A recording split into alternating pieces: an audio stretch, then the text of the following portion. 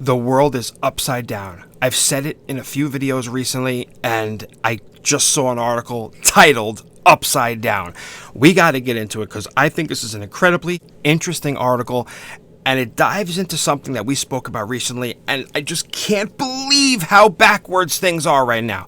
I can't believe that in just 2.5, we'll say 3 years, maybe even basically since I'd say mid 2019 or really 2020, since 2020, right? How backwards the world has become and how backwards our country is being in regards to some of the policy ideas. This is one of them. We got to talk about it because this is insane. There's no other word to describe what I'm about to read to you than insane. Before we do that though, hit that subscribe button. We got to get the word out to people that common sense has to come back to the world. Listen, we want a booming market. We want cheap gas. We want our families to be secure. We want to be safe in our streets.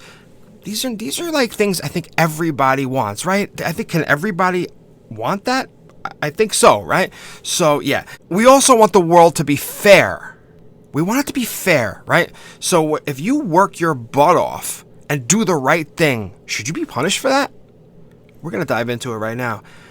Let's get into this.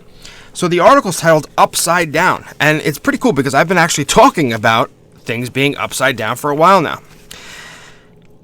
New mortgage madness rewards bad credit. And I think this has very bad implications for the stock market, for banks, and everything coming forward in the next few years. I mean, if it's like we have learned nothing from the subprime mortgage collapse that rewarded people who weren't able to afford loans that we gave out to people that burst the bubble of that caused the Great Recession. I think we're in the midst of another recession right now that they're doing everything in their power to not make happen or say that it's not happening. But anyway, I digress. Let's get into this. When did being credit worthy become a federal crime? When did paying your bills become a federal crime? Team Biden will intentionally punish homebuyers with good credit score. I can't even believe I'm reading this. Honestly, I can't even believe I'm reading these words. This is so backwards that I just can't even fathom that I'm saying this. That these words are coming out of my mouth, that this is actually happening. Team Biden will intentionally punish homebuyers with good credit scores to subsidize people with shaky histories of paying their debts. So in other words, you don't pay? Cool, we'll reward you. You did pay, and you did the right thing, and you struggled to pay your bills on time? Fine. We'll give you a fine for that, or a fee, or whatever. My Lord, this is upside down. The scheme ignores the sordid history of federal policymakers ravaging homeowners they promised to rescue. Starting May 1st, so this is already in progress. The Post exposed last week a Biden administration decree will require adjusting mortgage calculations to penalize homebuyers with a FICO score of 680 and above. My God, almost 2/3 of the population are going to be hit with these extra fees. This levy will be used to reduce costs for people with low credit scores, or i.e. risky borrowers more likely to default, or i.e. people who didn't pay their bills.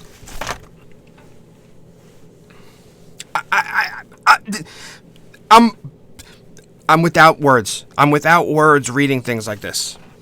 We need to wake up, people. Jerry Howard, CEO of the National Association of Home Builders, warns that President Biden's policy, quote, could decrease home ownership among the middle class. Of course it is. Former Federal Housing Finance Agency Director Mark Calabria emailed me that moving away from risk-based credit will ultimately harm both borrowers and financial stability. Right, because there's a reason. There's a reason why you lend to people who pay on time, who show responsibility, right? Because then the bank knows they can give you, let's say, $300,000 to buy a house.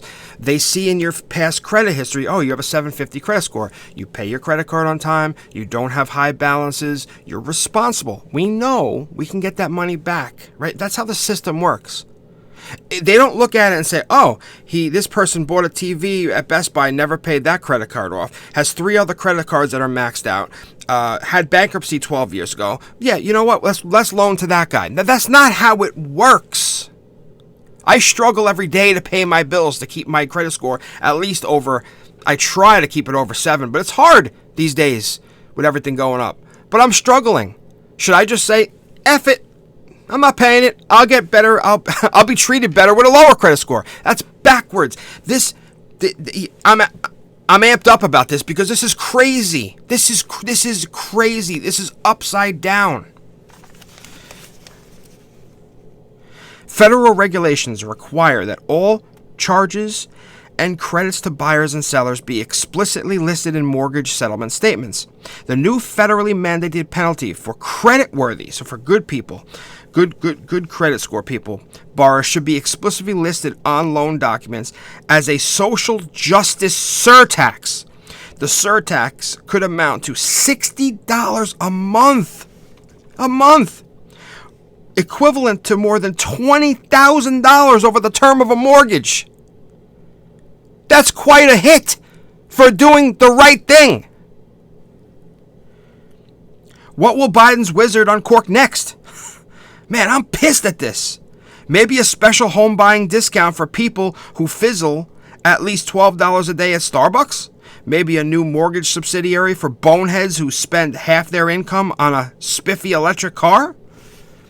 So there's a lot in this article, and I'm going to skip ahead, otherwise this video is going to be a half hour, right? But one of the other points it says here is giving people mortgages they can't afford can ruin their lives. And I actually just mentioned this a little while ago, right? The 2008 crash. They were given... I was involved in that, okay? I was a mortgage broker. And looking back, I didn't really, as a young 20-year-old, I didn't really understand the how bad it was getting all these subprime mortgages out. It was great being a mortgage broker. You made your 2% fees on these mortgages. It was great, right? And then it was so great that we started a business. And, then literally a year after we started it, poof! The whole bubble popped and my family was left in massive debt.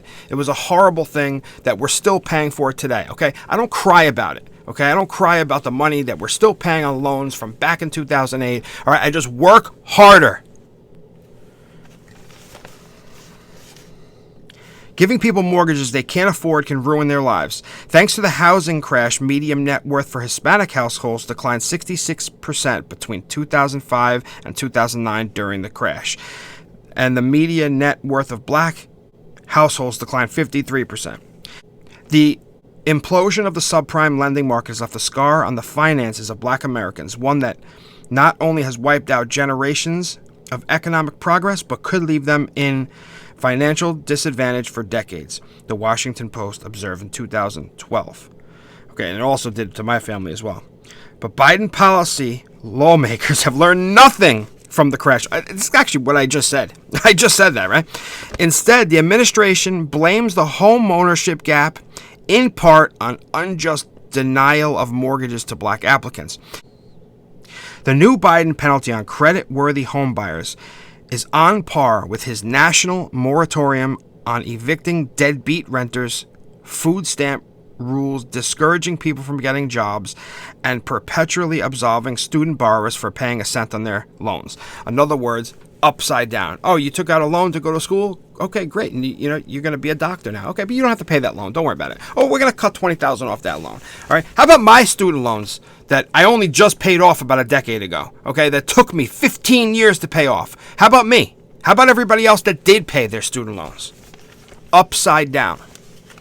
These policies are not spurred by generosity. They are steps toward politicians and their appointees seizing boundless sway to determine who gets what in American life. It's absolutely true that this is all a power grab, okay? This is a power grab. They say, here, free, free, free, and they're trying to sway part of the population to vote for them. Instead of promoting hard work, good ethics, morality, okay? They push these policies that gives an incentive, actually gives an incentive to not be doing the right thing. It's mind-boggling. I am no huge fan of the Republican Party by any means, right? I'm an independent free thinker, but my God, I could never vote Democrat. My God, I never could. With policies like this that are just hurting my family and everyone else's family in the middle class, how could I? I'll catch you guys in the next one.